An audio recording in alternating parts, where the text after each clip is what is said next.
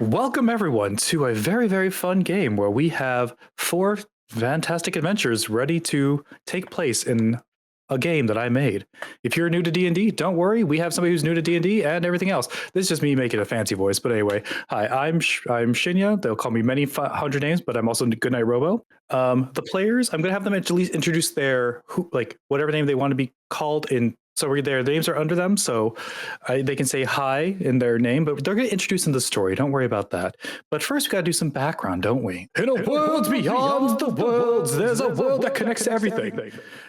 The world of D&D is a place where mystical, magical things meet, but there's also a real world, and also worlds. We're not going to be in any of those, but we're going to be in the middle, a place called Terminus, a hub of the multiverses that honestly is named after a prominent businessman who is now the governor after kicking out a former ruler of the area. However, this is a place where both the mundane and the mystical have met, and now we are in a zone where everything could mingle. Outside these zones, those rules will change as they happen, but for now, they're in a place where magic is normal, and also even just businessmen are normal. So time has passed. We're at a place where technology, we've gone past that Middle Ages, we've gone past what we consider the Renaissance, and now we're in a place where there's more modern things. Carriages have been replaced by cars, bows might be a little more automatic and painful to people's souls, but magic can still hurt the same way. We all want to make sure we have this world, and in the end, we're going to be in one place in particular. We're going to a bar named the Gilded Paradox, where adventurers sometimes take extra jobs in order to pay the bills, because it's hard in between jobs, isn't it, everybody? Tell me about it. Ooh-wee, paying bills? Jeez, yeah. These jobs. We're not going to take place in a calm time in their meeting.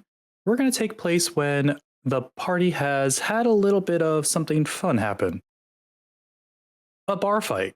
We take place, we zoom in on what should be a calm time in a bar in the midday, but zoom into a fight between many, many, many people. So we come into a middle of a brawl. And for this first thing, I told most of the players what they're getting ready for. So right now I'm going to roll a D4 and we're going to focus on one of them. You can keep those private to yourself, by the way. Oh, handsome GM. Oh, they're definitely private because I roll on on the sheet. Only we do public rolls. Exactly. Now you get it. Oh, I just dropped every single dice on there. See, this is why physical dice sometimes are bad. Anyway, we're gonna start on what in the middle of the fight and on a few tables around. Lies a Warforged. I need you to first describe yourself to everyone, Equiz. So, Equiz is a large Warforged. He's about 6-something, a little taller than the scale. He's a white Warforged. His armor looks very worn, very dingy, very dirty. Like it's been has been cleaned in a while. He's for the most part, he has like just regular clothes over his armor.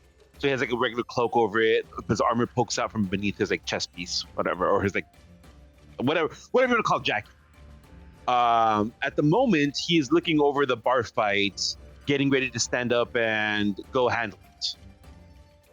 All right. As Equiz gets up, what does Equiz do to attack the first person in front of him? Hello there, my name is Equiz. I am the bar bouncer at this bar. If you do not desist in fighting, I will have to show you out.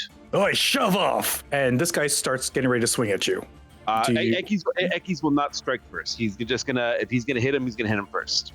All right, gonna roll this real quick. All right, as Equiz is gonna take 1 point of damage. No, Equiz.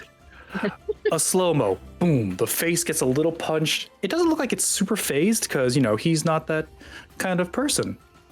But this moment, there's a small moment where we all have a flashback. We end up in a castle. This castle is beyond a plane that we don't know, known as the Raven Queen's Castle. A place where secrets and many other information are stolen, exchanged, and held in high contempt. But what better way for anybody to get information but by having agents out in the world? Humans are okay, agents that are humanoid, but why not build your better robot? Why don't you build something that can help you instead?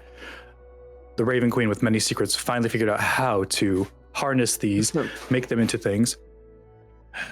But like anything else, they're not always, how do we put it? The model you want. It's the model you get. The Raven King walks in and sees, at this point, a newly birthed Equiz come out. Arms? Huh. Arms. Excuse me. Number, let's see, what letter are you? XO52. I'm just going to call you Equiz. Oh, that sounds about right. Hey. Okay. So let me make sure about your intel. How do you feel about gathering information? Yes, I can do that. Sure. I can do anything. Oh, okay. So how about this? Okay. I'm going to have to roll for this quick moment. Roll a perception check. Roll a perception, boss. Yes. Oh no, bro. What was the oh no? I can look at this thing. Yeah. My perception is very low. Oh, all right. So, what you notice is the face of who you understand is possibly your creator, super happy that you are existing and in the world, and definitely no disappointment. Yeah. Oh, yes. How about you clean up a little bit, and then I'll figure out your mission? That sounds like a plan. What can I clean? I guess these rocks on the floor or something. I don't know. Okay, how do I clean them? Months of this has passed. Months of Equiz learning about cleaning, picking up stones, because that was the only job that was given. I'm starting to think that maybe I've been doing this with little to no purpose whatsoever. Raven Queen? What? Why? Cleaning? Why? Oh, yes, about that. I found a perfect mission for you. Yay, mission. Let's go. So what we're going to do is I'm going to take you to Terminus, and I think you're just going to gather information. Roll another perception real quick. Oh, this doesn't look like it's going to be good. No, it's going to be great. Trust me. 12. Okay. You can see that this mission is not, you can feel that her face says, this is not the most important thing in the world, but it needs to be done. It's a job that needs to be done. So. No, I don't think that you think my abilities are to where my abilities should be, because my abilities aren't to your expectation, because you think my ability isn't as good as you want it to be. So how about this? I made you, so shush. Well, yes, it worked. That's reasonable. Through magic and mystical things, you crash into the floor of Terminus. Honestly, there was no way to know that there was a teleportation spell getting cast. It was just a moment of things. You were still just a newborn, really. It's only been months, hasn't it? Only been months. And you end up in front of the Gilded Paradox. And when you come in, you don't know what's going on, but you know that bars are a place that can gather information. Or do you think that? Yeah, of course, yes. That'd be something he'd be privy to. He's not dumb necessarily, just not knowledged.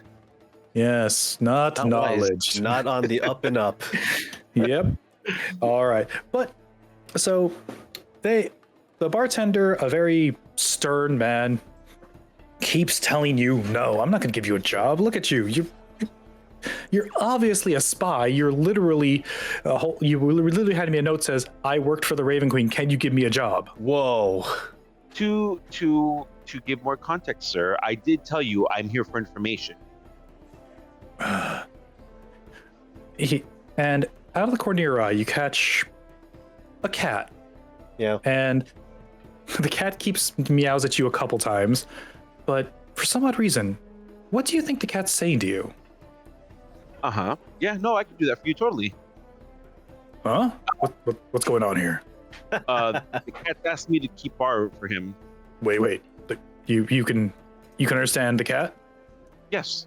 You wait, you can? I can, but That's a little suspicious if you ask me. I don't think you can. I totally can. You know what? Bubs, I guess he's working here. I don't know. Huh. All right. Well, I guess I'm gonna go tend to bar.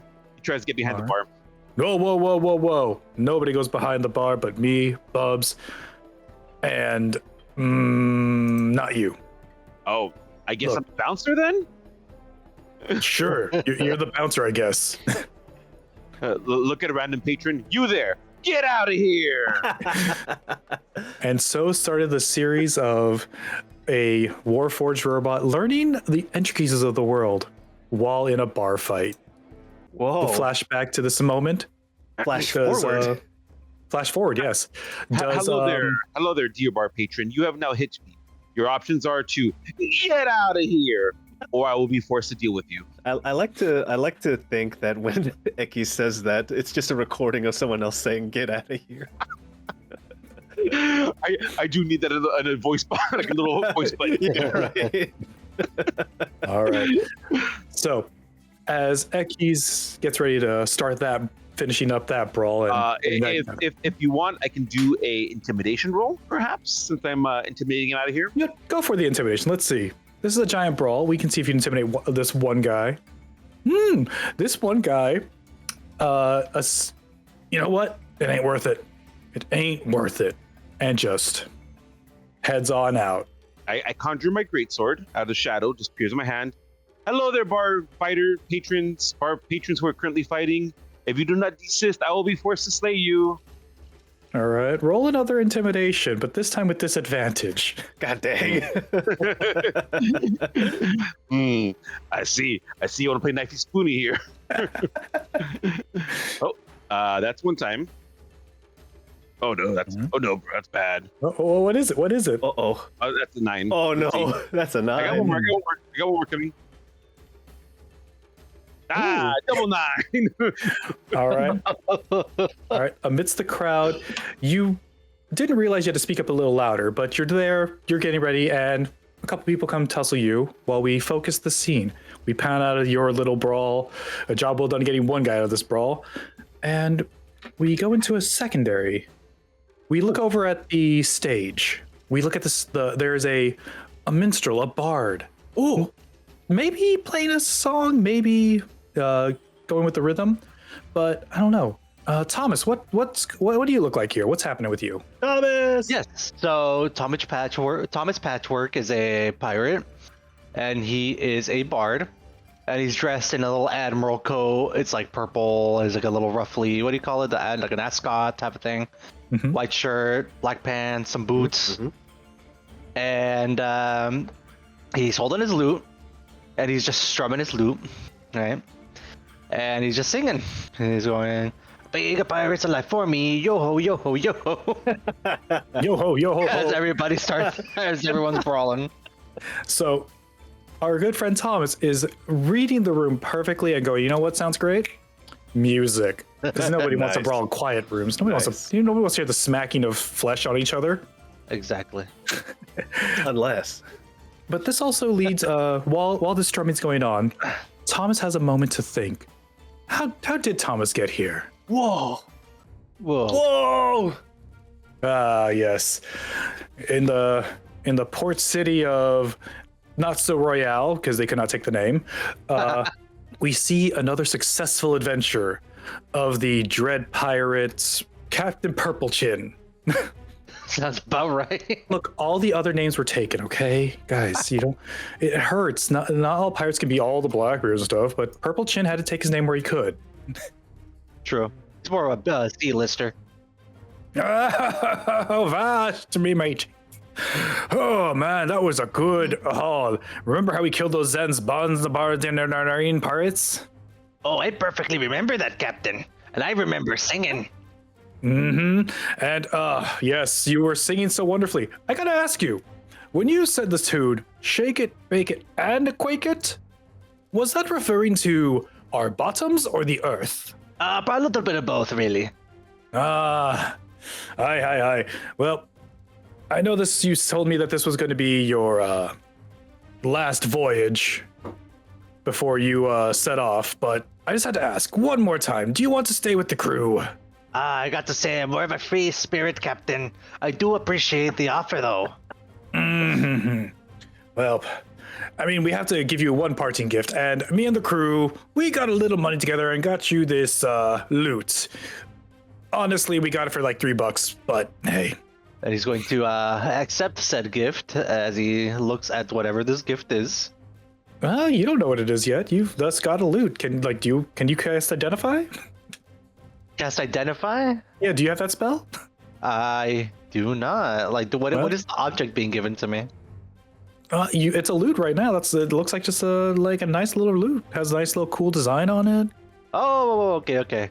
Nice little loot, nice. Well, I don't know. We just found it. We bought it off some 3 guy. Don't worry. Usually that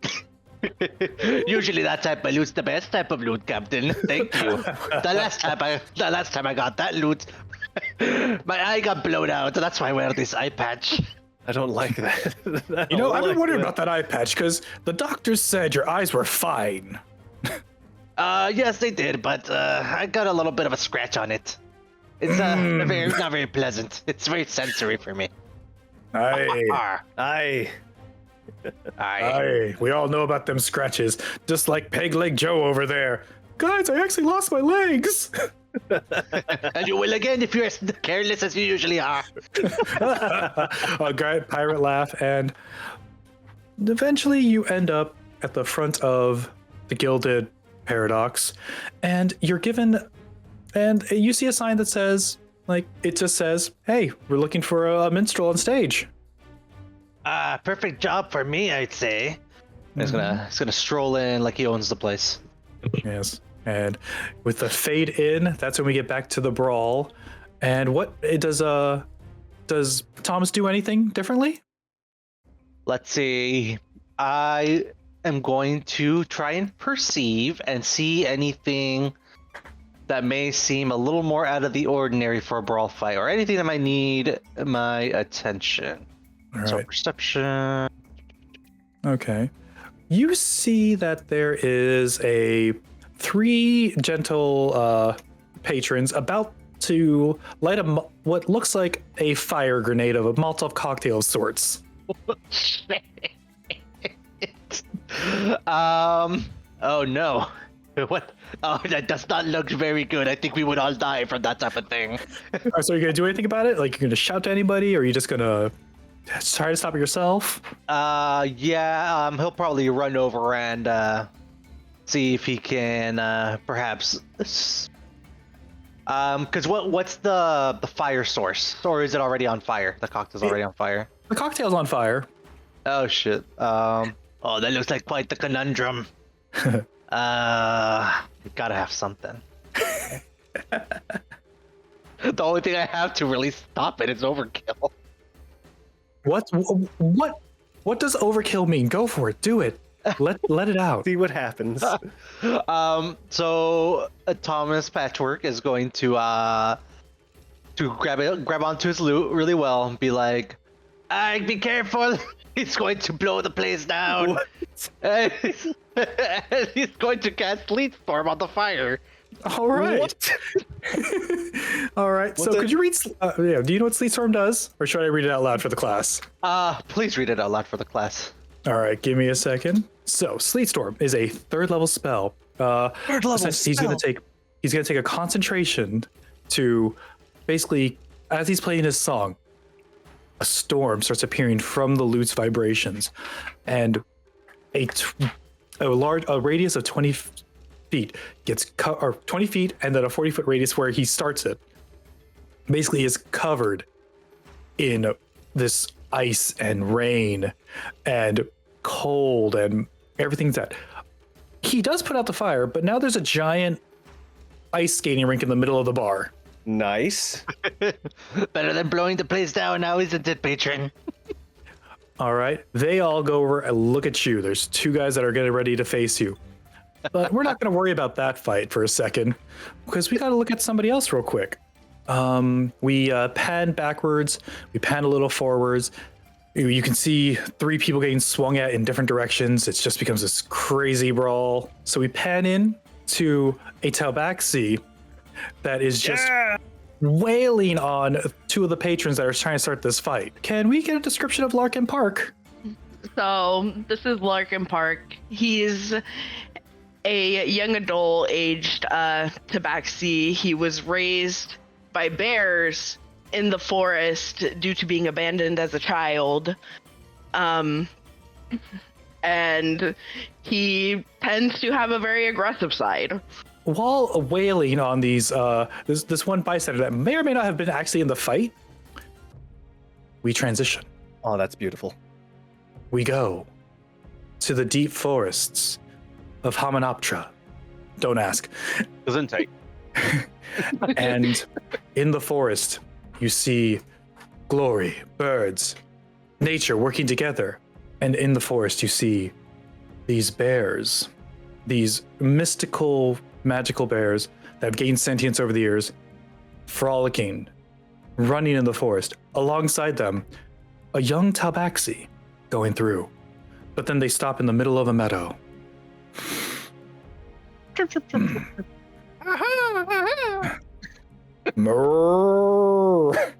Ribbit. I'm a birdie too. Lark Enpark looks over and sees the Grand Pumbaa bear in front. How does Lark greet him? Would this be before they've taken him in or after? Oh, this is after. This is you've been with them. This is your family that you've known for years. I don't know what voice to do for him. That's okay. Don't worry. Let it be natural. Let it come out. Hello, Papa Bear. Shall we go scavenging for some food today? Yes. Oh, Lark. We need to have actually a talk right now. What is it, Father? It's how do we bring this up? We didn't want to tell you this. You're adopted. You mean... No, you are not a bear. That is just very slender, tall, has more humanoid hands, and also has been able to speak 3 different languages. I guess that would make sense why I really never fit in with my brothers as much. This got a lot easier. I thought you were going to be shocked and appalled. Who? Oh, man. Well, among our bear customs, usually this is about the age, I guess for a tabaxi, you'd be about this age where you have to go out in the world, I guess? Out in the world, you say? Yeah. I'm not quite sure how I feel about that, Dad. Well, I mean, we could fight about it. So, you're telling me that we can fight to be the alpha? Whoa. I mean, if you want to go, child. I have literally 500 years experience of this. You want to go, bro? All right, fine. Since you just want to throw me out like that. Hey, I'm not throwing you out. You still have a home, but we know you didn't apply to Bear College, and we also found out you didn't get accepted into Bear Vocational School. Well, you just told me I am an entirely different species, and then you expect me to be excellent at Bear School? Look, how am I supposed to know any better? Yeah, you know what? This is why I was worried to tell you, but your mom didn't want me to make sure to tell you. Fine. I guess I shall prepare to head out then. I mean, we got some honey for you if you want that. We actually literally do not know what adventurers need. It's fine. I'm sure I can make my own way. Thank you, Father. Yes. Well, Don't worry. I had this note though. We got it off a park ranger when we actually kind of ate half of his other brood. I don't know what do you call a group of humans. Anyway, we ate them, and we got a note that says, "Let me just get my bear glasses on. Please work at the Gilded Paradox. Lost? Need time for adventuring? Have we got a spot for you? Nobody's not accepted to this job. Some casualties may apply." I mean, I suppose I've got nothing better to do now. So begrudged teenage adult anger. The young Lark Enpark leaves and doesn't quite understand how he traveled, but they got to the point where they are now inside. They were in a urban jungle of concrete and a city. Oh. And after many questions and a few fights later, you arrived at the Gilded Paradox. And when you were there, you saw a Warforged in front, asking some questions about your entry. Equiz? Yeah. I am Equiz. Oh my God! This is my bar. I am tending to this bar. I am the bouncer. How can I help you? Hi, my name is Lark Enpark. My father found this note on a patron who has passed, and it says that you are seeking employment opportunities. Well, I took the job of bouncer, so there's no more jobs here. Sorry. Meow. Oh, damn it. We have jobs. Go talk to the barkeep. Okay, thank you very much, sir. Meow. Thank you for keeping the bar safe and sturdy. Never forget, we're all responsible for bouncing in this bar. You go, and we flash back into the fight as you are pummeling, now having worked here for a few years. Lark, there's a fight happening and now there's ice. Can you fix it? What? I mean, all I could really do is, take out a couple of these ruffians. I can't really do much about the ice, sorry. Lark thinks about the only action Lark knows best, and that is a good fist to the face can solve anything, right? The cold Slabanaka. Yeah. Just go keep attacking people while this is going on. By God! By God! Oh, speaking of by God. What? While Lark is in the midst of a tussle and a brawl, Equiz is getting ready to get smashed in by two gentlemen that are not happy about being in the ice skating rink. And Thomas Patchwork is essentially giving a commentary of the fight and not really fighting. I like that. But still helping. I think everyone would see this as very helpful. It's shot calling. It is. Yeah. Color commentary. We pan over.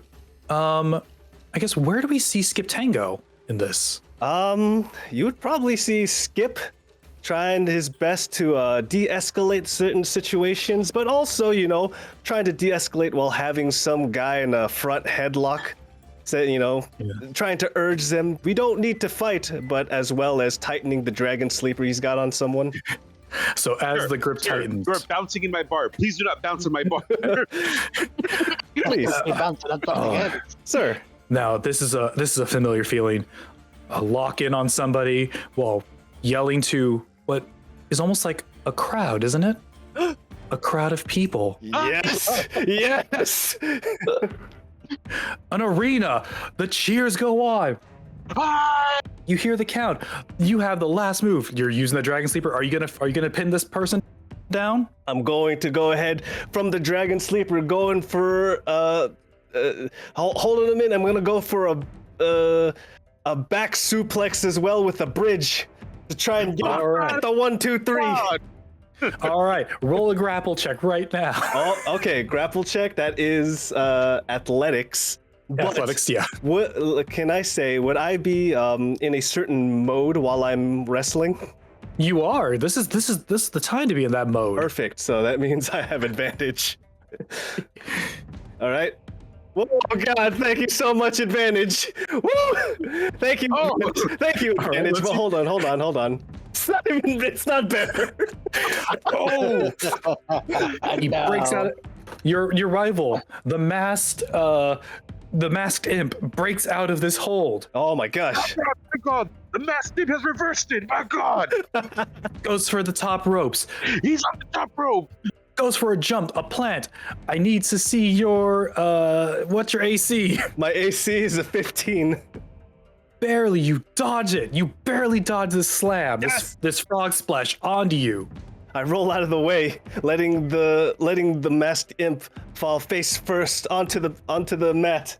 Bam! Hits the mat. All right. I'm gonna use the most devastating move in all of sports entertainment.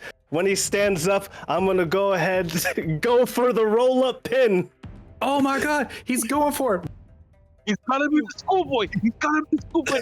Okay, athletic. Oh my God, are you serious? Come on. Hold on. I have advantage. I'm gonna get high. It's been a 6, 7, and 8. I swear to God, if it's a 9. If you get a 9, I will give you a point. I hate this. It goes back down to 7. Oh no, it's a reversal. The rolling pin goes in there. Okay. I'm gonna roll his athletics now on you. Okay. Do I need to? Don't worry, you don't need to roll. Okay, do I contest?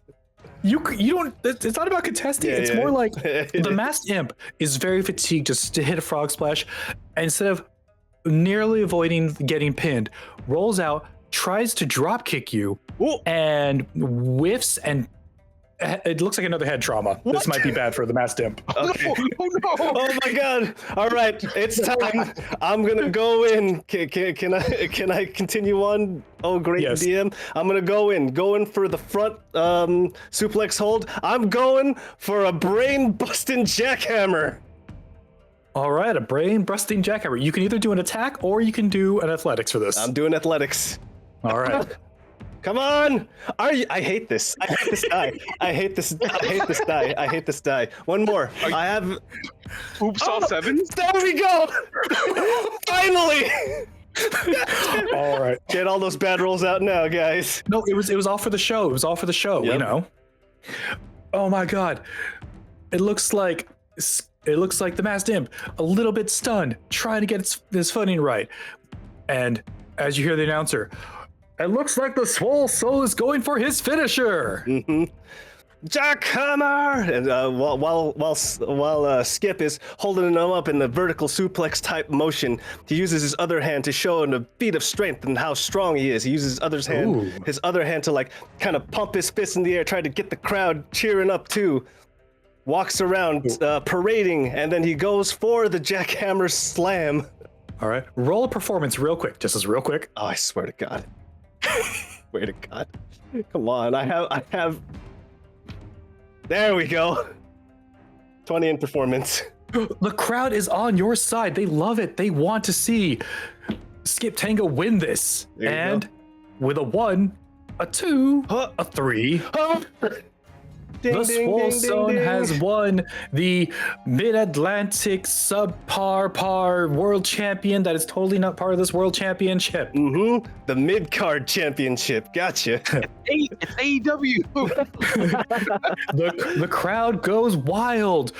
The audience was here because they were across this planet to go watch you do this. They wanted to see this match. It's not the big time, but you know what? Everybody still loves it. Yeah. Crowd cheers. But we fade in one more time to a moment before Skip Tango left. Okay. Oh, really? This is gonna make me sad. Oh man. The train is a bustling. The train is going. Skip Tango's wife looks deeply in your eyes and, honey, do you have to leave? I'm sorry there, Lily. I have to do this. To realize our dream, I gotta do this in order to make sure that you're secure as well. I've always been secure about you, and I don't care if you become the greatest or the worst. I'll always be by your side. I know you will, honey. That's why we're the best tag team ever. Skip is trying to hold back tears. How does hold back? I was like, oh, and she looks in your eyes and, well, I just want to say, I know you have to train, and I'll always be here whenever you're coming back. Know you always have your home here. Of course. I want you to have our tag team belt, which I turned into a. Say it. Say it. I know. Say it. I know what this is. Say it. I turned it into a fanny pack. Really? What? This is the best gift ever. Thank you so much, my sweet lily flower. Oh, you make me always skip a beat. With a big embrace. Skip grabs his wife in his big muscly arms, but making sure not to be incredibly tight in the bear hug. Skip, like ugly sobbing, fluids leaking out of his face. And your mild crowd that is always your super fan base was behind you, watching the whole time, celebrating, waiting for the kiss. The Skip goes in for, well, he wipes his face of all like gross fluids, nice and clean, and then goes in for a pucker, puckers his mouth, closes his eyes, face ablushed. It's a moment we've all been waiting for, audience. Do I have to roll? There's an announcer here for some odd reason. Don't worry about that. Roll for kiss. Don't worry about that. You want to roll for kiss? Oh, okay. Roll performance? Okay, all right. Well, it makes if I fail, it makes sense. Skip is way into emotion right now. Performance. There you go. Okay, not bad. These kids. Ladies and gentlemen, never have in my time as an announcer that's still following a man around on his job seen such a passionate love. Oh, Skip, you're gonna miss the train. I know. I just want to make sure I get as much time with you as I can before I leave. Whoop whoop. Right on time. This is a good train schedule. All aboard! Train's leaving. Please kiss your loved ones goodbye before the train leaves. The oddly specific conductor is always on right in time. Skip gives a acknowledging head nod. Yep, eyes still puffy from tears. Skip puts on his championship fanny pack and gets into the cargo. Well, gets into the, I'm in the cargo hold of too big for a regular seat. Gets into the ship. Gets inside. It is funny because they did have extra large seats, but Skip just wanted to be kind to everybody in the. I know, but my frame is a bit too big. But some people might need it more than me. But as we see Skip along on that train ride, seeing everybody wave goodbye, knowing that he can always call because there's magic spell stones that are cell phones in this day and age. But hey, you're still sad because you got to leave. It's the thought. It's the thought. It's okay. It's the thought that counts. It's not. Don't say goodbye. The fantasy French say au revoir. Au revoir, dear. Which one's that? French? The train's already it's too far for him to reply. It's too far for anybody to reply. Skip passes through many towns, starts seeing that the world as he knows is bigger. Portals, monsters, magic. But that doesn't faze him because he's ready to take on the big card. He knows the intergalactic multiplanar league will be out there. Subpar champion. Fades back, fades in front of the Gilded paradox because mid cards need money too. Mm-hmm. Mid cards always need money. Mid cards need money. Why do you think I'm not in a specialized bus or plane to get to the next town? I have to take public transportation. Who am I?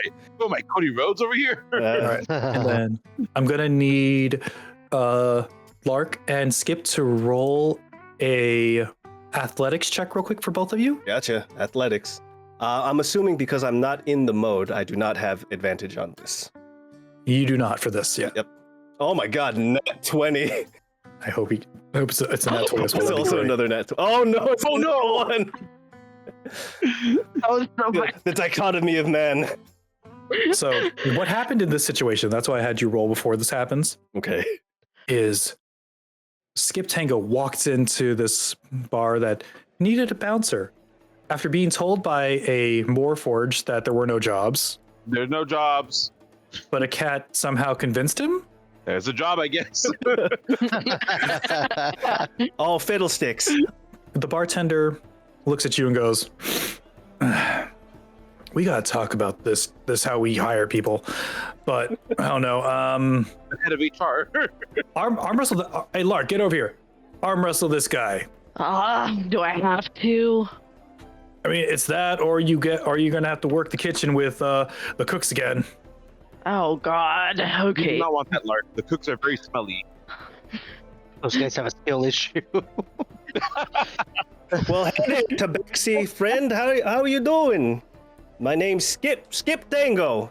Skip puts out his arm, not in a handshake because he was told to do an arm wrestling thing.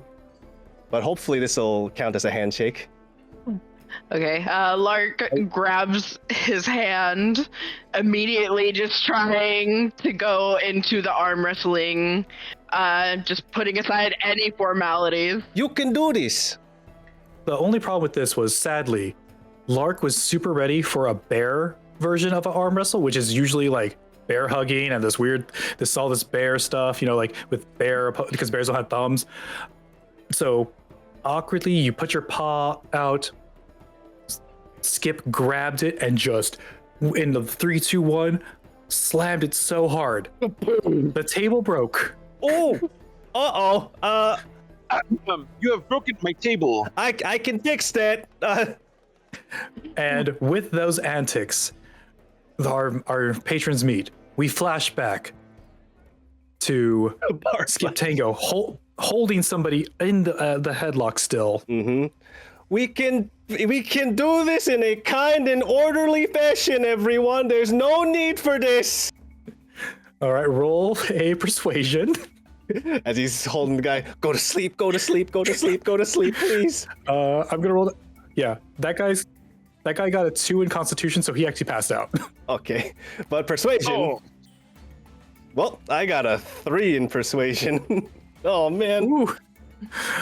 Nobody listens, and Oh no. We can settle this in a non-violent way, everyone. I have a better way to solve it. Lark, can you fix them? All right, Equiz, Lark, no. Lark walks forward, cracking his knuckles. I got him. This is not very orderly, fellas. Come on. Alright. Equiz, if he's allowed to, you can stop me if this isn't allowed. He goes over to the cat and picks him up. Come, Mr. Bubbles, you can't see the violence. Bubs or Bubbles, depends on how well you know him. But Bubbles, if you're cool. Yeah, Bubbles. the bar cat The bar cat. just basically gets picked up very nicely, lets out one meow towards Lark, Equiz, and Skip. Meow. Which you've kind of interpreted as Make it quick and don't make a mess. exactly. Whoa. I've gotcha. I don't like to do this. Now that the man that I was currently having in the Dragon Sleeper is passed out, Skip will use him and toss him into a huddled crowd to try and keep the peace and crowd control. Just gonna chuck a man at other men. All right. Roll an attack using strength. Whoops. That's an 8. Whoopsie doodle. That's an 8. Okay. So you throw the guy, but he just lands a little bit away from some people. Oh, they were supposed to cushion you. Sorry. All right. All right. In the fascination that was the order of this, Lark, do you do anything now? Lark decides to pick up one of the heavy mugs and jeez. just smash it over the nearest person's head. All right. Roll. All right. Roll an attack for you. Just it'll be unarmed strike. That'll be easy enough for that. Oh, that's a good one. That's a good one. Yeah, that is a good one. So, Lark, you pick up this this hefty mug. You swing. The crackle crash of what amazingly felt like glass to you when you smashed over the head was actually wood. So this is awkward. Yeah, breaks over this person's head, and they are on the floor. Nice. All right, Equiz, what do you do? They're probably just like, oh, what the fuck, man? I'm holding Mr. Bubbles away from the violence while looking at the violence myself. Lark, I said no. Don't make a mess. That cup's coming out of your salary. Meow. The cat says I don't make that decision. Meow. All right, and Thomas, what do you do? I think what Thomas is gonna do is probably walk on over to the group. Alright, it seems like you might need a little bit of help here. Wait. Just as a general. Oh no, is he helping the bar patrons attacking us? Uh-oh. Yeah, who are you saying that No, to? you guys, Who are you guys. saying Oh, that to? yeah, okay. Like, You yeah, say no, it to the party. Sorry, I assumed you guys no, I meant it, not the bad group. I don't know. This could have been the Betrayal 5 at the beginning. Oh my god. All right. All right. Are you going to do anything to help them out? Well, first I'll wait for a response, see what they Okay. So Skip and Lark, you hear Thomas. Thomas, your actions are very well appreciated, but please, we need to make sure not to cause any more damage or any more harm. Arrgh, I can't guarantee that. Skip's saying that as he got someone in a sharpshooter right now. Yep. Alrighty. Thomas, what are you doing? Get your ass over here and help us. Alright, I guess I should. So he's gonna go over, and then how many of these guys are left? Right now, there are 3 left. Oh, okay. There's 3 left. Okay. Yeah, one is being sharpshootered, but that would have been 4, so there's 3 left. Oh, right. Okay. So he's going to, you know what? He's going to stand on the table, and he's gonna go. Like, I'm gonna, I guess, roll persuasion for this, but he's going to go. Arrgh, everybody! They're having a party outside. That's where you guys gotta go. Not here. Oh. All right. Roll that persuasion, and this is gonna. Persuasion. Oh, I thought you were casting something. No, that's fine. It's like, whoa. Not this time. Not this time. Oh my god, Oh, Nat 20. damn. God dang.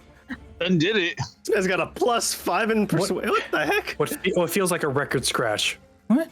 Huh? You know what? You're right. Yeah. Yeah. Yeah, let's go fight outside. Wait. Yeah. Wait. Yeah, that's what I like to hear. The party's outside, not here. So go ahead, go. Leave the place. Make sure to leave it nice and tidy, please. Okay. Skip lets go of the guy.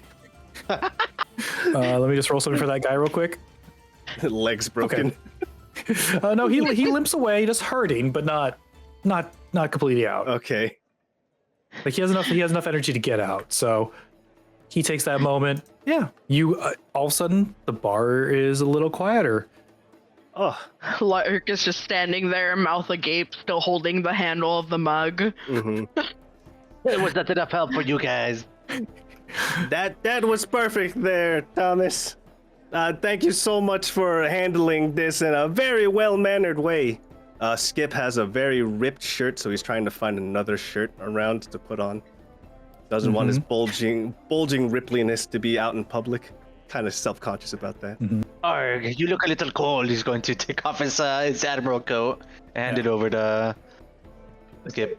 How big is the coat compared to Skip's beefiness? Probably a little tight, but it was definitely a little big for. Actually, real quick, here's a way to do this. Odds or evens? Odds or evens? Evens. Evens. Okay. It fits snugly. Okay. Just letting you know, Skip has like the physique of Zangief plus Braum. That's a big buff man. There you go.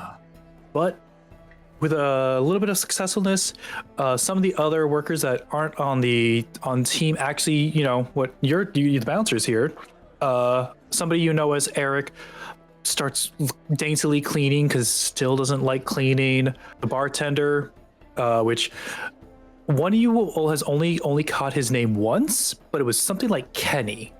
Kenny. Omega? Oh! V-trigger. Gruff Better. just starts cleaning the top of the bar. On the other side, one of the other servers on the cleaning team, Narcane LeBlanc, LeBlanc. is cleaning, but also, as always, looking a little happy about cleaning up blood. No need to unpack that. We'll save that for a rainy day. And May I add something too, sir? yeah, the Skip, wanting to help out the cleaning crew, helps pick up the unconscious bodies to toss outside. All right. Like 5 at a time. Just you pick them up.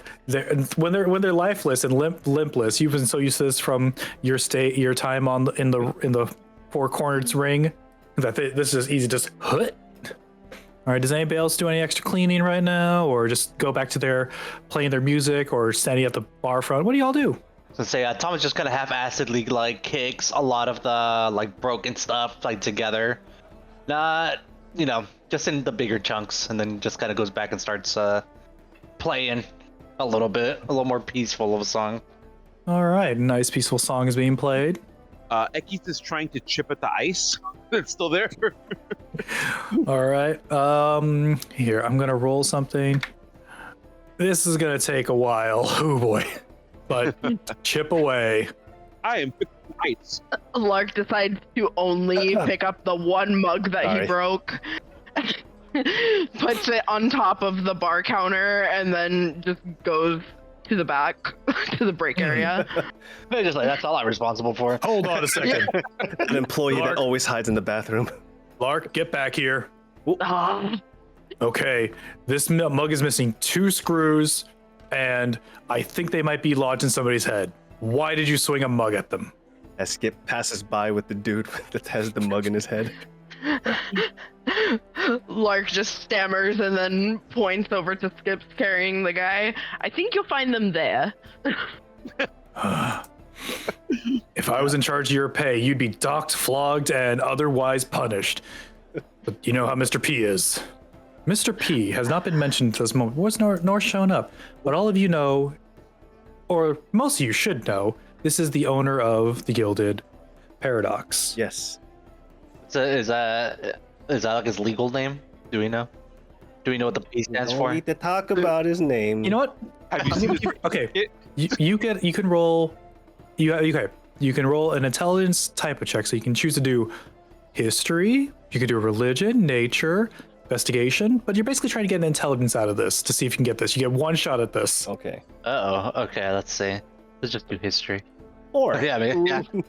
So with that, the most you've ever gleaned after all this time working here, Mr. P has had this bar even before this place was known as Terminus.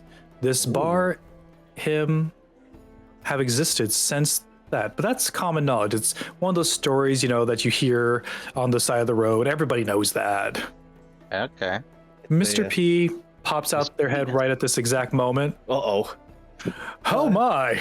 Looks like we had a fun time, didn't we, guys? Debatable, I'd say. Fun is a misnomer here. It was work. We had to work. This is why I like you, Equiz. This is why I was glad that Bubs here recommended you. He did. He is my boss. I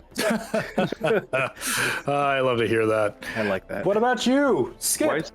Skip walks back in, dust in his hands. Well, I think that was the last. Oh, hey there, Mr. P. When did you get here? I've been here the whole time. Oh, incredible. Well, nothing gets by you, Mr. P, now does it? We just had a bit of a scuffle around here, but nothing that us guys can't handle. Oh, you know what? I should do some work here. By the dawn of time, I cast Time Warp. And anything that was broken in the bar, all the pieces, the smudge, the ice, everything just reverts back to like it was before this entire fight started. The crazy diamond healed. I got you. That is the crazy diamond heal. I have solved the ice situation. That's good, Equiz. Okay, everyone roll. Okay, everyone quickly just do a Arcana check real quick, just as a... I've seen something crazy like this back at the Diamond Palace. Oh. From a crazy, noisy, bizarre town, I assume. 11. I got a 15. All right. So this is also something else that has been gleaned over these times. The very most you know that your boss of this whole place is powerful. That's all you know, but nobody ever crosses him.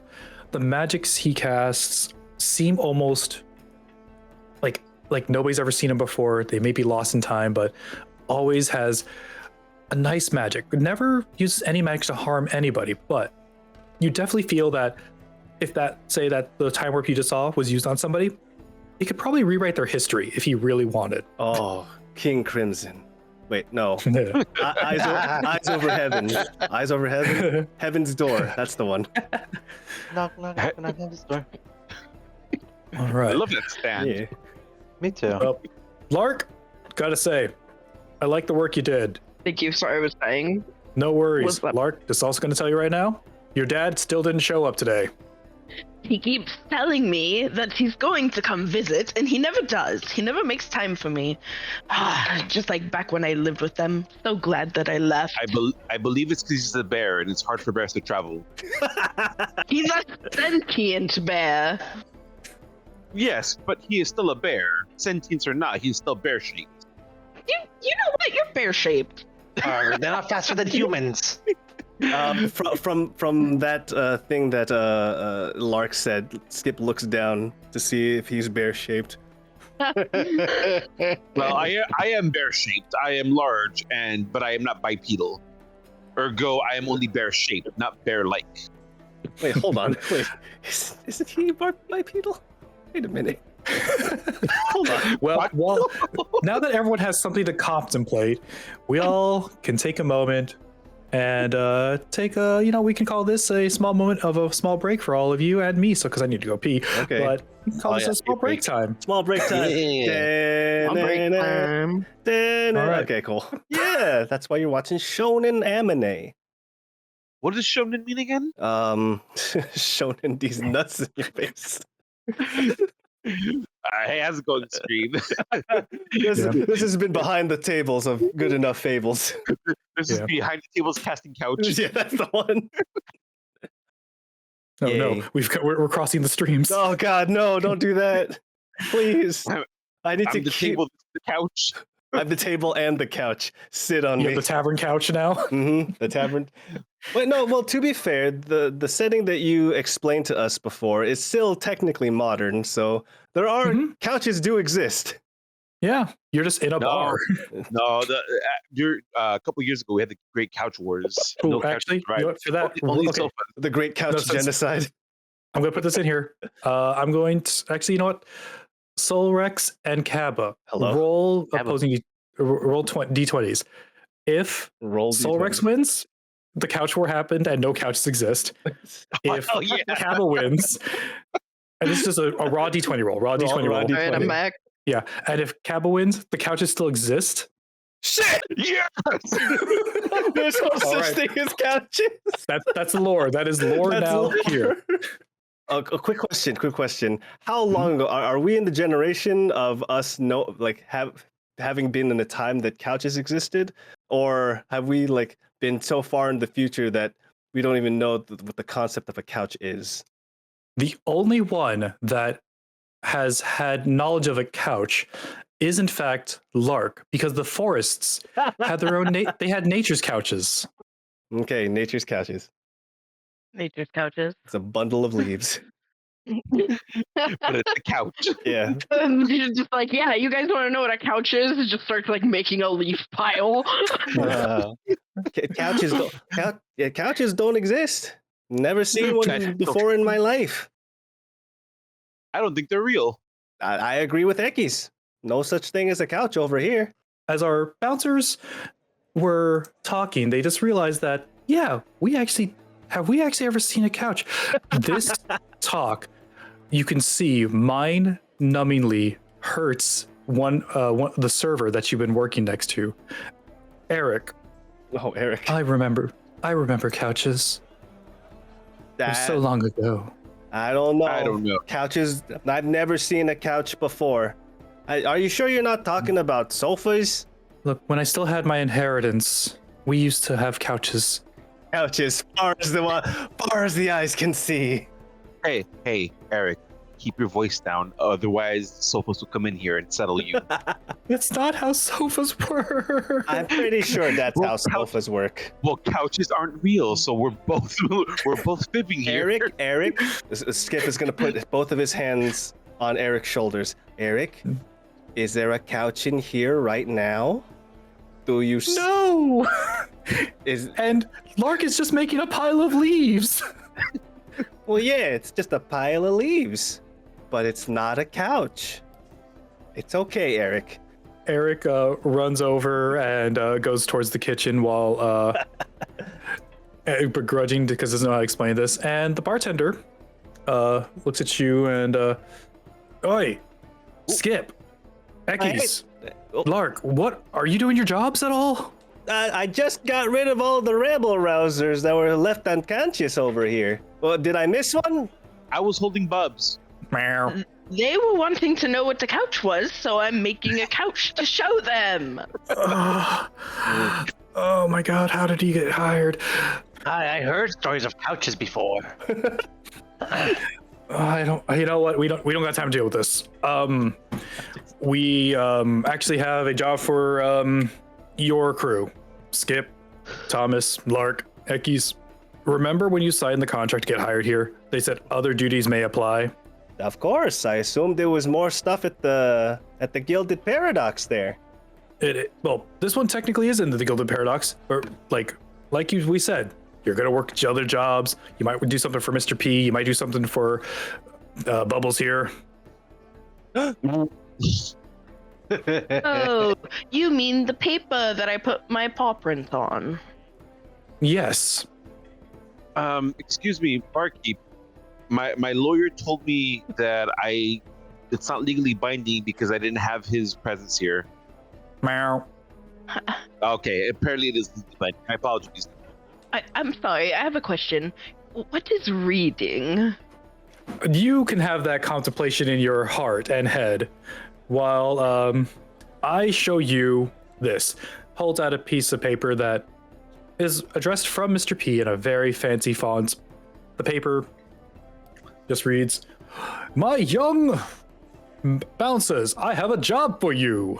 That's all it says, and then you look up, Mr. P's right in front of you. Oh! He's just reading it out loud for us.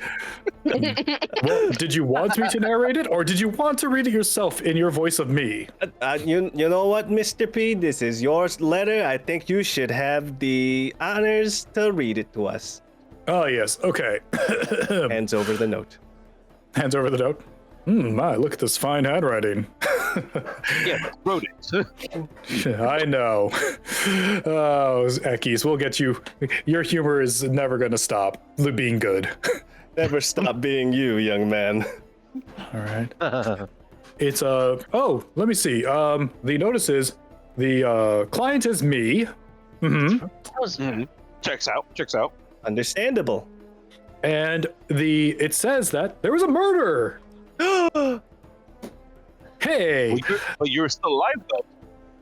No, not my murder. No, but actually, the second floor there's a murder that happened, and I need you all to investigate. Did you murder somebody? Why, of course, no. I haven't murdered somebody in at least 3 years. Well, as long as it's been that long. Who'd you murder? You know, the statute of limitations don't really go up to that point, so you're technically clean-handed there, Mr. P. Roll a persuasion check, Equiz. Oh, I got this. Oh, do it. 18. Yeah, well, I had to murder the former bouncers for not doing their job. That makes sense. That sounds reasonable up to me. According to my law book, baby's first book of law, it says you're allowed to do that. It is, especially when we sign those contracts. It's legally bound. Question for you, Mr. Pizza. This is why I love that Bears raised you, Lark. You have the most manners here. He hasn't read the note at all. So is it? You said a murder on the second floor, correct?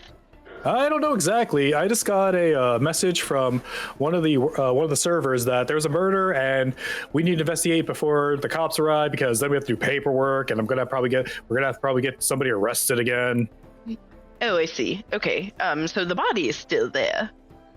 Probably.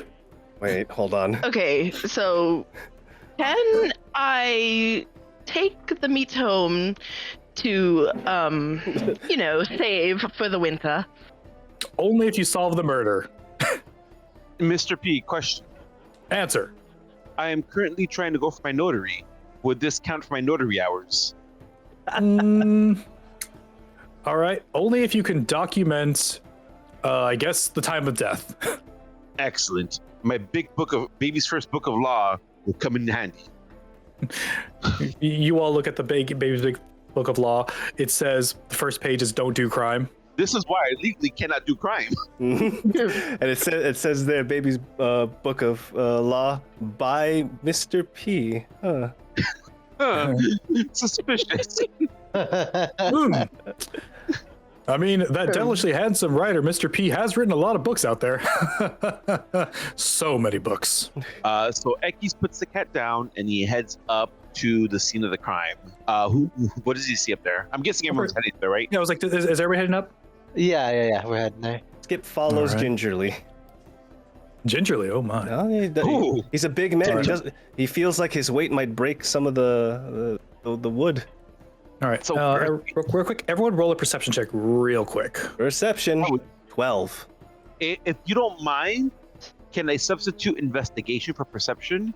You can. I'll let you. Since Equiz has City Watch as his background, he's more accustomed to kind of looking over scenes like this. Yeah, go for it. That's good. And I'd love advantage too if you give it to me. But no, I'm not gonna press. I'm not gonna press. Dang. You know what? Give him the advantage. He had the balls to ask. You know what? Disadvantage because you have the balls. No kidding. Regular roll. I'll roll normal. This is a crime scene. All right. So I'm gonna ask like this because even though I can look at these, who rolled above a 15? Lark. It would be Lark. Lark and Thomas. No, Thomas. No, I think Thomas got a 22 in persuasion. No, that was me. That was persuasion for the first one. Damn, so only Lark.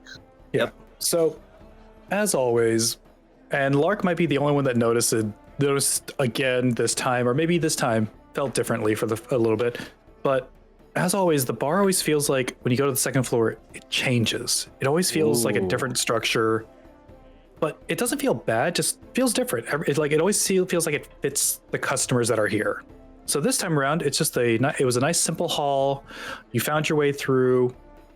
Although Equiz wanted to take the lead, Lark started bounding ahead. I would assume Lark would probably take the lead only because he's actually the one who actually got like the scent. Like Equiz is looking around. Yeah, Smells the blood in the air and on the. But it's like one of those things where like Equiz, you were ready to take the lead, but you saw that Lark was ready. And also I rolled a 5, so I didn't have shit. I played the 5th. Wait, what do you mean, Equiz? What'd you roll a 5? What? You broke the 4th wall? Oh no, I'm kidding. Oh no! Whoa! Immersion! No! Mr. P's gonna execute me. No! Mr. P, no! I know Mr. P comes in, just takes you out. No one breaks the 4th wall.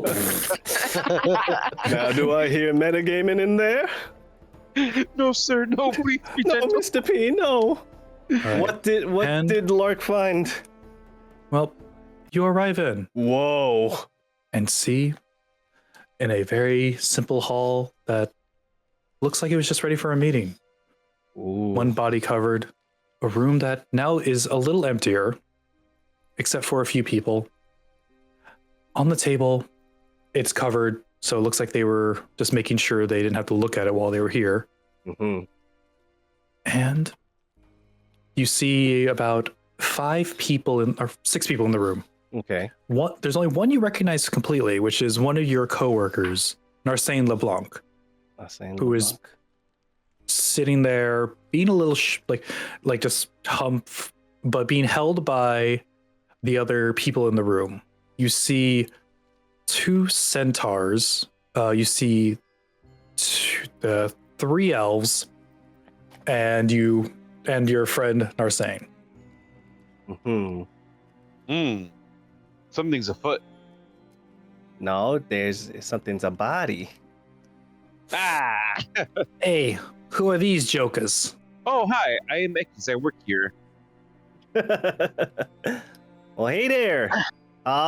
We're the bouncers of this fine establishment, and we were told to come up here and see what all the rabble rousing's happening right now. Wait, why you sent? Why wouldn't we get the authorities here, huh? Oh, well, according to my baby's first book of law, What's that book? never talk to the police. Written by Mr. P. Written by Mr. P. You might do good in our business, but that's not for the point right now. All right, if internal affairs handles it here, we handle it here. See? I am the head of internal affairs, yes. Ah, the blues. I understand. All right. So they are all standing there. Right now, just to give you a little bit more description of each of the people here, there is the one that was talking to you was a elf, kind of dressed in like nice clothes, like you all like if you even saw the what was that, the movie The God Gnome, you know that this is a mafia man. Oh, okay. He's just looking around, like still trying not to say, like he looks like he's just kind of like looking around. Next to him, you see two other elves that are just kind of, or you see one other elf just standing there, quiet, looking stoic, a little more bulky than most elves you see, but ready for something. You see a centaur wearing a suit as well, looking very like prim at the table, just still waiting. Another centaur in the back talking with one of the other elves, kind of in a hush-ish circle. And the last person, which is sitting next to the very strong elf, is your friend Narsane. Narsane looks to be like, Narsane is a human that you know, like you've known around the bar. This is the only one you actually have a full knowledge or most knowledge of, because Narsane always talks about just his past. Whoa. Oh. One of those guys. Oh. Narsane is what again?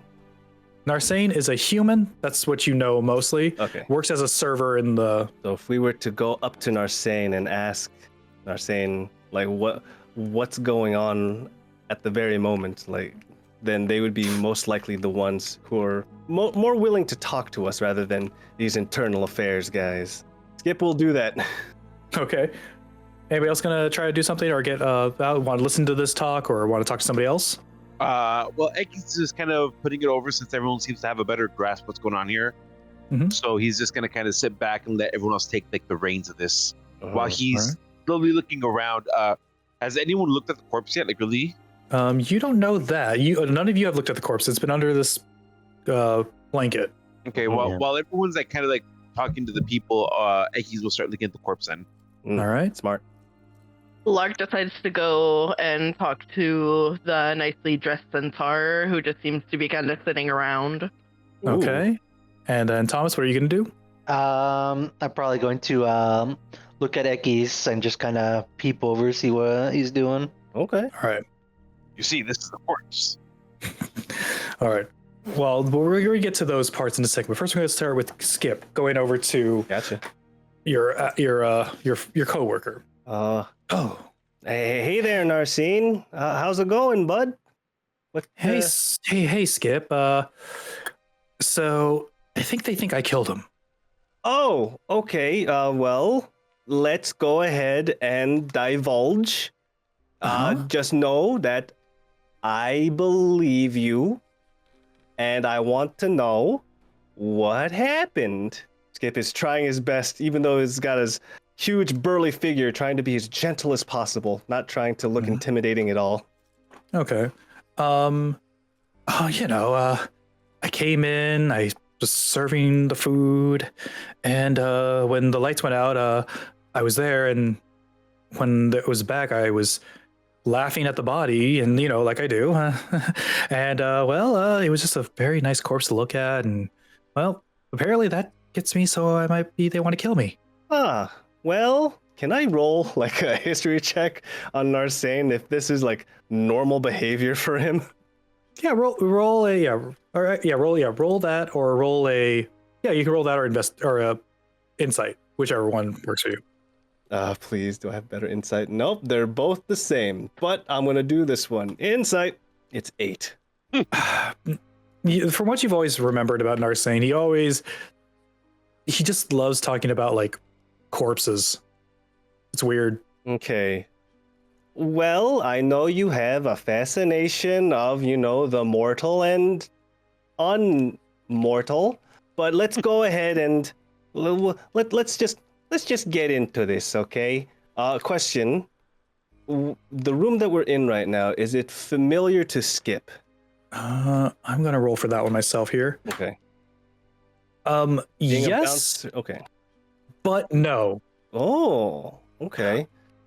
From what you remember, and this is something that was kind of there, the second floor shifts to meet what the clients need up here. Okay, then. Okay, next question Skip's going to ask Narsane. Okay, so you got a good look at the body. Who is the unfortunate individual underneath that blanket? I guess the head of the what's the Devi family, the elf mafia. Oh, so one of the would Skip know this would be like if this individual and this mafia are like frequent patrons at this fine establishment? Yeah, like that like in general, like Mr. P doesn't really care what the business is as long as people are peaceful about it in his domain or his bar. Keep the action on the outside, but keep the peace on the inside. That's what peace stands for. Peace, understand? The action. Mm-hmm.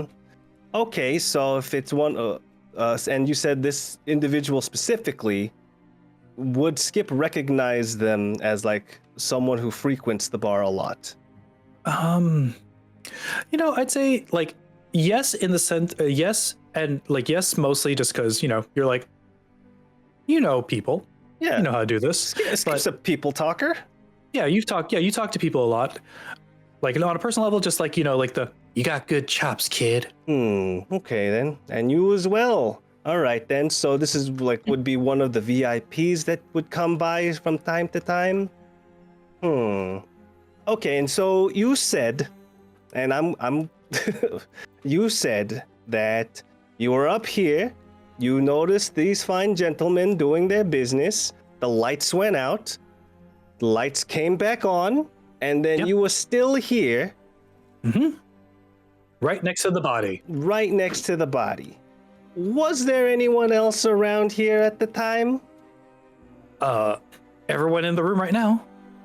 Okay, so everyone in here, with all the elves and the centaurs and us, apparently we just got here. Technically, we were not here during this incident. We were taking care of business downstairs, and you said lights went on, dead body. Did you hear anything or see anything suspicious? Yeah, I heard the best gut-curdling scream I've heard in a little bit. In Skip's mind, this is why I don't talk to this guy. Okay, no problem. This is definitely why he doesn't talk to this guy. Okay then. Well, Narsane, people are pointing the finger at you, but do you have anything to say that will sway that persuasion away from people thinking it was you who did this? It wasn't me? You know what? I'm not from the authorities, so I have no choice, but I'm gonna insight that. All right, well, you insight, and then I'm gonna insight 15. He, just from especially how you know him, he's dodging the question, but not really giving a good answer that you'd like. Okay. So you're like that. While you're thinking about that, we're gonna pan over real quick to Equiz and Thomas, looking at the body. All right, taking a peek over here. Like you, okay? Do you remove the cloth real quick? Yes. Thomas. All right. Okay. Sorry. Just got to make sure get back into. Oh shoot. Do you have a picture of the body? No. Okay. No, you're not going to CSI this. I know this not is that way. So you lift up the body, both of you right now, I just need either investigation, survival, or nature checks. One of those 3 checks can be your check for this. Mm-hmm. I'll do investigation. All right. Nice. Hey, finally something. Let's see. Oh, you don't get to complain there, Solrex. No, Oh, I'll complain already. Oh man. Oh, never mind. Oh, heck yeah. wow. All right. You two working together. You've known that you two are always great at investigating together. It's like looking at a duet on a piano and a violin. Thomas and Equiz, attorneys at law. Investigators at law. Yeah, we all know their ship name, Tamekis. Tamekis. Tameki sounds like food. That's the one. But you start looking. The easy thing is, definitely was stabbed. All right, this guy was stabbed. There's about 3 wounds, and there's 2 in the chest. The one that's a little more prominent to you, though, is the one in the back. Ooh. This one seems to be a lot more vicious, and with your combined investigations and Equiz, you've just because you are one of the ones that always observes, you both are ones that observe the fight. Equiz, you observe that the device that was used would be a knife, but definitely was not a knife of material plane. So not a physical knife, maybe a magic knife. A device. Thomas, on your side, you noticed that the wound itself seems to be already cauterized. Ooh. Cauterized. Already healed over, like it's been burned, healed. Okay, I'll divulge this information to Equiz. Arg, look at this wound. It's not regular. Arg. It's got a little bit of a burn in the wound. Almost like it was cauterized, as they call it. Did you just learn that word? I just learned this word from the heavens. Equiz is kind of more serious, right? He's more focused on this as opposed to, the regular shenanigans he gets into. Mm-hmm, mm-hmm. I think you're right, Equiz. Based on what I see here, this isn't a regular weapon. It's like not even a material weapon to begin with. It looks almost magical in nature. Just by looking at the body, can we determine which one was the killing blow? Like which one's the one that bled the most, or which was the one that... Which is the biggest, probably? Or, yeah, the biggest, yeah. With the 20, or with the above 20, yes, the one in the back was most likely the first one. Huh. Okay. All right. Well, it seems like perhaps the most mortal of wounds is the back wound. Yes, I believe that is correct. While you two take a moment to think about that, we're going to go to Lark real quick. Lark, you walk up to the centaur. What do you say? Hello, my name is Lark Enpark. I am one of the bouncers at this establishment. I see you just sitting here, not really partaking in any conversation or anything. Is there a reason for that? Why do I bother with these minuscule things such as death? Whoa. I can already smell this guy. Business is important, and we must always keep it going. You're just kind of indifferent to the fact that someone has died during this meeting, then? Look, this business was a union between our families. And if someone chose not to let it be a union, then who am I to argue? Lark decides to take a minute to look over any tiny details he may be able to find on the centaur's clothing.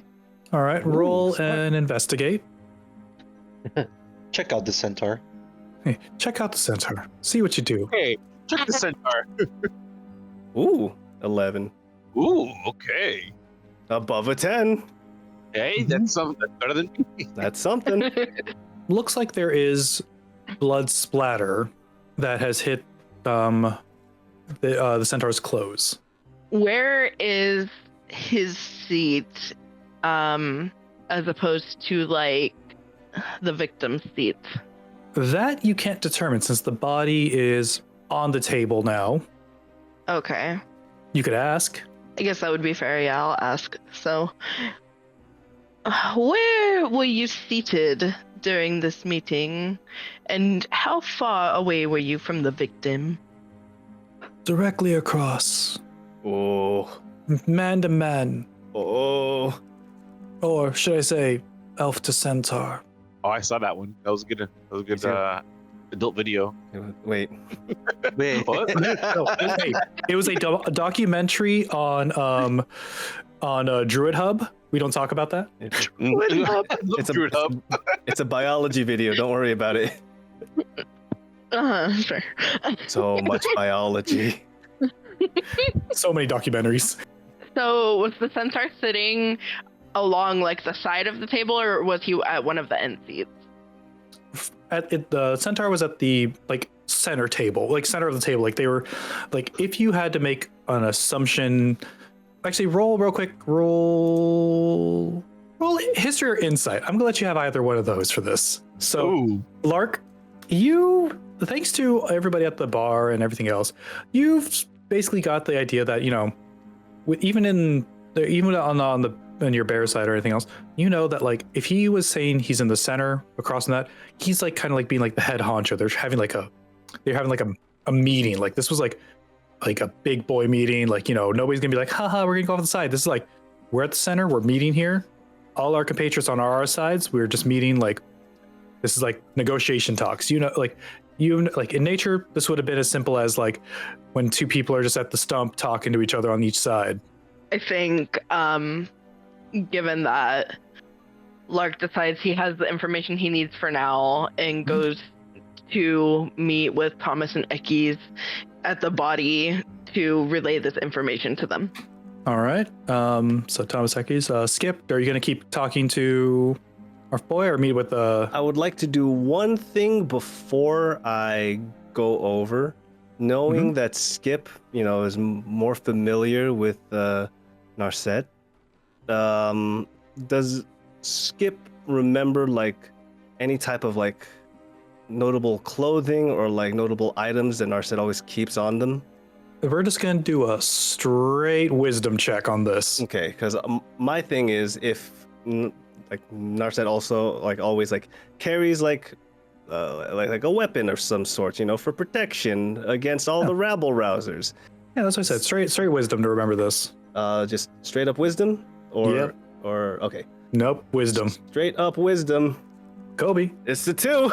Yeah, it's the 2. Ooh. I've never looked at this person before in my life. The last 17 times you remember seeing Narsane, or See, I don't even Narset. remember this person's name. I called him Narset. has been literally with knives and stabbing utensils and swords. In your memory, that's what you see. In reality, Narsane was probably just transporting stuff, but every time you looked at for the past 4 months, Narsane has been holding a bloody weapon, taking it somewhere. Okay. You know what, Narsane? Again, I am not part of the authorities, but if something comes up and you need some sort of alibi, Skip is slowly walking away as he's saying this. You know how things go. Turns around, just goes over. No problem. I'll take a stab at it. Ooh, that's probably not a good time to say that, is it? Okay, guys, I don't know how to tell you this, but the authorities are saying that our guy right here is probably the murderer, and looking at and remembering a lot of things about him, it's not looking good. It's not looking good. Do you remember whether he has a magical item or not? I remember a lot of stabbing utilities on this. Flashback to one of the moments. Hey there, Skip. You see Narsane juggling a knife. Oh, God, flash forward, back to the present. I know he's one of us. It's not looking good, guys. I'm not gonna be the one to pull off this Band-Aid, but I don't know. flashback one more time. You're going towards the kitchen. Narsane is holding a bloodied axe, going, "Well, just another day at the wood chippers." I understand your concern, but I think we have a bigger issue here. Oh, what did This you guys person- find? This person was killed with magic. What? With magic? Just really Aye. with no kind of concern for the body. It flips the body over on its back. You see? Read this wound right here. Oh, Audible gasp from everybody in the room. audible gasp. Oh, no, guys, it's okay. He's dead. It's fine. Everyone, don't Lark- worry. I don't leave Ars- fingerprints. Narsane laughs. Lark leans in to sniff the wound. That's a good idea. A bit gnarly if I do say so myself. Okay, are you sniffing the wound for any reason, or are you trying to look for something? Oh, no, he's just getting hand blood. Okay. No. It's just Lark. Lark just does that. So I'm trying to see if there's anything detectable in the blood at all. Hemoglobin. Ooh, For you, I'm going to say this is a survival check for you. Ooh, okay. Whoa, 11! Me when I'm surviving. All right. Yippee! You remember this one smell of this elderberries was made to make many of the bears around you a little more drunk, like eucalyptus leaves for the koalas in this forest. Shush, this forest is all the animals. What's a koala? I'm drunk over here. It's just like a forest and it just has every single animal ever. Mhm. Yeah. So, Right. yeah, basically, so if you do you when I say elderberry, basically you would know it as elderberry. The reason why I said eucalyptus is because that's at least an alcohol. So you at least know there's an alcoholic smell to it, but that's what you smelled. Mm. Okay. Hey guys, so this man, I smell elderberry in his blood, Elderberry? Elderberry. Interesting. equated to the alcohol here for animals in the wilderness. Hmm. Hey, Equiz, do you know if we were serving any type of elderberry shots today? No, that's for animals. We don't drink. You know what? Let me try something. Ekis goes in, try to get a smell of the wound as well. Okay. I don't have a nose. I cannot smell. That did nothing for me, but I do have a photographic memory of all the alcohols we have here on stock, and we do not have. Wait, do we have elderberry in stock? It's highly possible. There are all sorts of wines. This bar is always one known for getting what customers want, Mm-hmm. clients want. So elderberry is not out of the realm, but not common. Okay. But did we have any beforehand, from what Ekis knew? All right. I guess he wouldn't have necessarily all the information as anything that's in here, but he would know what the bartender's serving. Yeah, you you at least actually here this is actually gonna be you know what you get my favorite roll ever in the world to do. Oh, Give me a luck roll. there's a luck roll? Hell yeah, brother. Luck roll. Okay, so luck rolls are just a flat d20. Oh, okay. Yeah. Nice. This was a day where you were actually paying attention to a lot of the bar orders, and honestly, it was not ordered today. Interesting. Darned. I believe you might be onto something, Lark. I don't remember anyone ordering any elderberry today. We had some in stock last week, but I feel that I would have seen it. It's such a unique order. That's actually my fault. I took the rest of it home, so we actually don't have any in stock at the moment. Lark, you know that's Gilded Paradox property. All right, well, that solves the mystery of who took the elderberries. Let's go home, guys. Wait. On to the next day. Oh, wait, murder. That's right, murder. Right. All right, so the female elf that was talking or was in the back talking with the other one speaks up. Are we gonna be done here anytime soon? No, I'm locking down this crime scene. He goes over to the stairs and pulls a little velvet rope and closes it. How am I supposed to tell the rest of my family that we got to mourn the loss of our father? I do have one single question, though. What? Where was everyone sitting when this happened? Where else? The elves were sitting on one side, the centaurs on the other. Your friend came in, and the lights went off, and Because the wound came from his back. So that means that somebody on his side of the table is likely to have caused the wound. yeah, and your Narsane was behind there serving everybody, so that makes sense.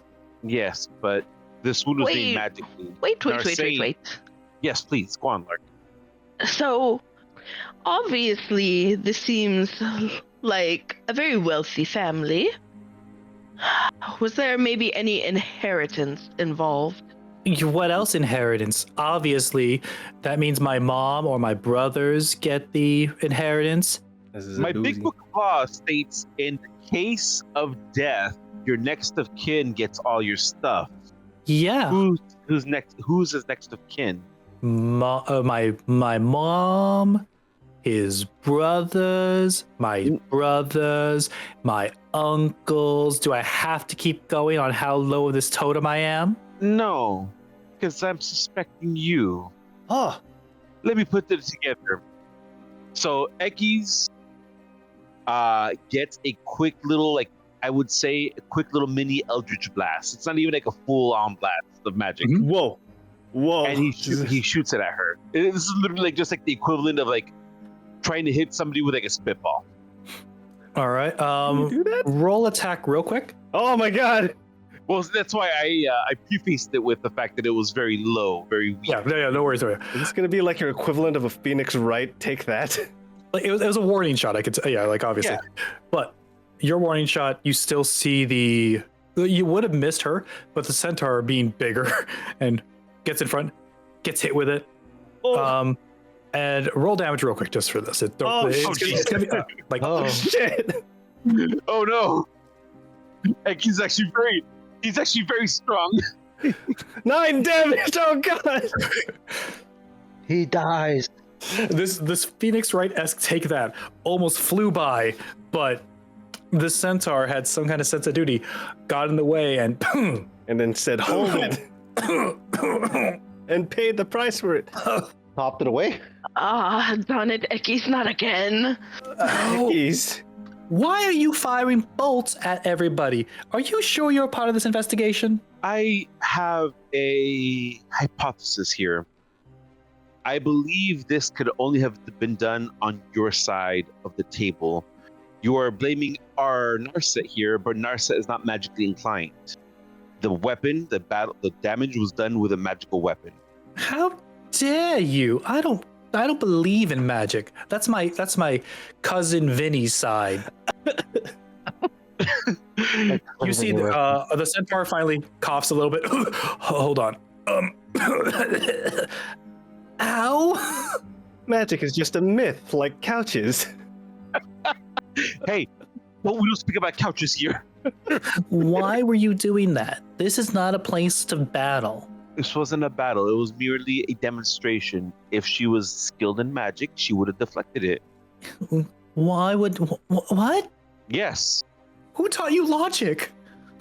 Well, I guess the Raven Queen taught me logic, and then my big book of laws taught me some logic too. I also have this book on cooking. Would you like to see it? All written by Mr. P. The other centaur that was sitting there gets up. You dare strike at my family? Technically, no. I was striking at her. Okay, Skip is gonna get in between. It's okay, everyone. Tensions are high. Well, I understand that our friend right here was just trying to make a point. There was no harm to be done. Equiz, you know what one of the rules at the Guild Paradox is. We don't fire first. We wait until they fire at us. Correct. Technically, had I hit her, it wouldn't have hurt her. But if you she was still a hit someone, Equiz. I suppose you're right. My apologies for hitting. It's okay, Pat. Roll since you're in the way at disadvantage. Okay. I will need you to roll persuasion, Oh, Skip. shoot. Okay, of course, no problem. Persuasion. That's his middle name. Wow, you can't get any. I got an unnatural 1. I got a -1. You got a dirty one. Oh, hold on. This could be worse. Oh, I was kind of hoping it'd be worse. I was hoping it'd be It was worse. worse than that. So, I'm going to say this now. Anyone else can try to speak up to de-escalate it right now.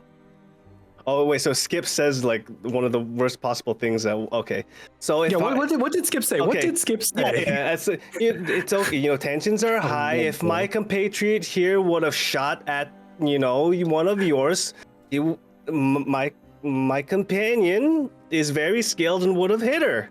No problems. I may have killed her even. No, he's very powerful. I'm very strong. He has nothing to do with Equiz has nothing to do with this body, even though he has claimed something magical is what killed this individual. But I could have killed this person though if I wanted. I want that to be clear on the record. Yes, could have killed him, no questions asked. Very easily, in fact. Oh yeah. I was tending bar at the time, but I could have popped up here and killed her if I wanted. Yes, absolutely. He's done it before. All right. I do it all the time. Yeah, Thomas Lark, do you have anything to intervene or? I was going to say, I think the easiest thing to do here would be to give you all a thorough search for the murder weapon. But the murder weapon was magic. Murder weapons magic. And right now, only Equiz has proved that he's magical. Maybe I did it. Question.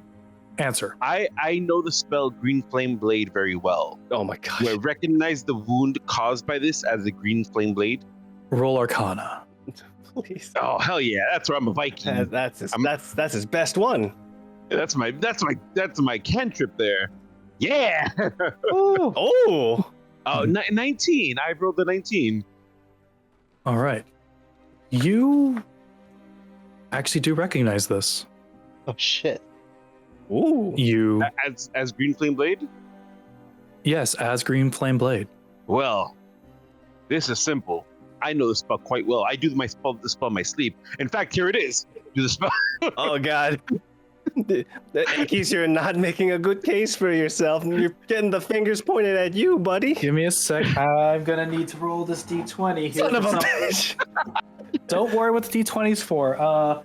You're just lucky I dropped it. Lark, do you have anything to do? Wait, what? While all this happens, can I take a very, very close look at everybody's faces? Yes. You can. You gave me a sec to get that there. It was right in front of me the whole time. Hooray. Skip, what are you talking? I just have a Green Flame Blade, and I'm also very strong. Oh, insight. Pretty good. That's a good one. That's a good one. Yes, They're Lark? still trying to pin it on the coworker right now, right? Yes, Correct. but right now, because of Skip and Equiz, we're kind of the fingers being pointed at Equiz at this point. Okay. So Okay. everyone has a reaction. But Ooh. with that 23, you're going to be allowed to look at 3 people. Well, I'll for sure be looking at the was it the girl that was being accused, right? Okay. Two centaurs. I don't remember her name. What was her name? You've never heard her name. Oh, okay. The girl who's being accused. The girl who tried to throw magic at. Mm-hmm. Yeah. Let's try the centaur. The 2 centaurs, Narsane. The one that got in the way, the coughed, right? Uh-huh. Yeah, that one. And then who else?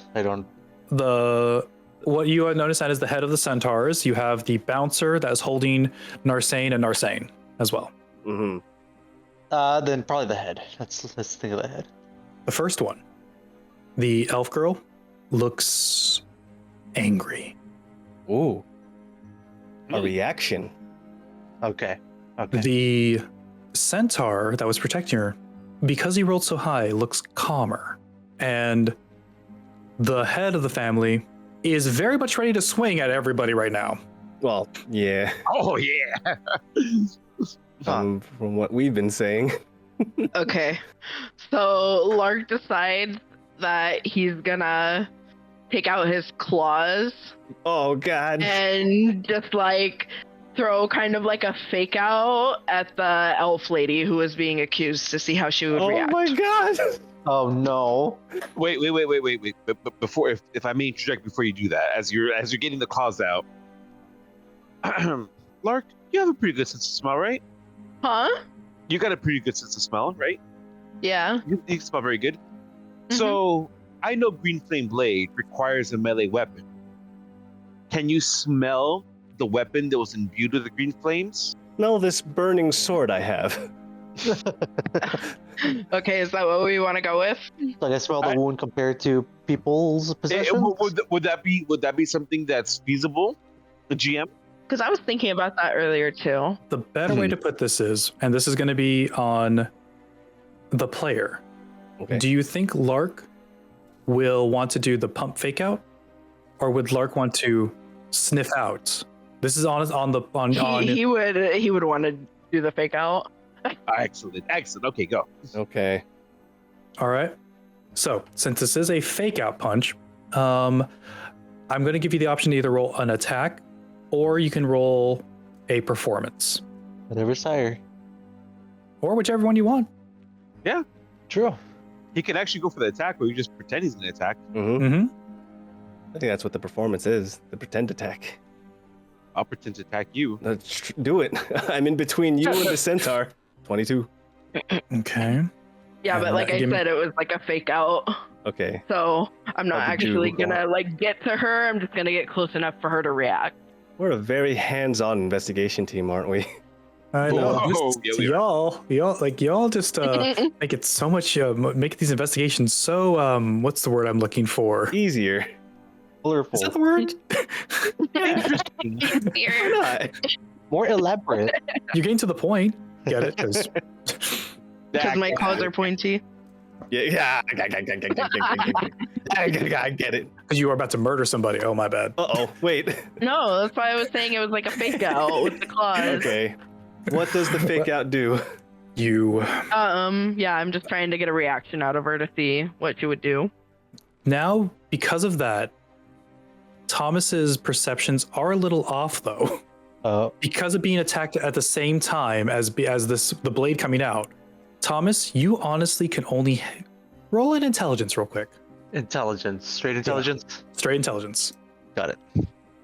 No mods, just int. Nice. Okay. You are mostly sure their reactions of anger and calmness, and everybody's reactions that you've seen, are because of the blade, but this is not helping the reaction give you a full read. Okay. Okay. So all three of those. Like all three of those So you're reactions, saying all of them definitely stem from. That. they definitely stem from the blade, but they're not separate from basically being an attack. Meanwhile, Lark, you're doing that fake swing. You know your claws in and out. You start getting the claws there. You retract them just before they hit the face. How dare you swing at me? And something that you've all seen Skip kind of have in the same state. Almost a rage takes over this Uh-oh. elf. She readies a great axe. Oh my god. Aha! You see, Lark, I get it right. She's the killer. The centaur starts weaving magic around its hands. Oh no. Okay. The head of the family has some brass knuckles out. Oh guys. Oh shit. Hi, friends. We were trying to make sure this was The just wanted peace. the elf that was in the one that first talked to you in this whole time pulls out a knife and a gun. A knife and a gun. No, a snipe. A knife. Yes. Knife, yeah. What's It's a handgun with that has a bayonet that's a small dagger. Yeah. It's part of a sniper rifle. Are you guys fucking with me? we are. No. We are. And Okay. I love The a only sniper rifle. yeah, the Sniper only person rifle. that doesn't go to fight you right now is Narsane, who runs to the corner and starts giggling. Huh. Does That's anyone pretty. see this? Everyone knows this is all very obvious. Okay. And with that moment, I'm going to have you roll initiative. Oh, Oh, my shit. god, no. But this is the cliffhanger. Oh no. Oh, Oh god, Oh. no. So roll your initiative, and this is where we're going to end the session for today. No. I don't think we could have solved it with peace, honestly. We could have solved it with peace. There was a dude who clearly was the guy. Well, now we know in retrospect.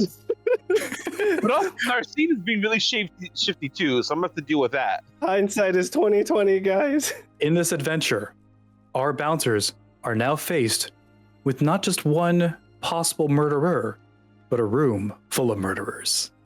Until next time.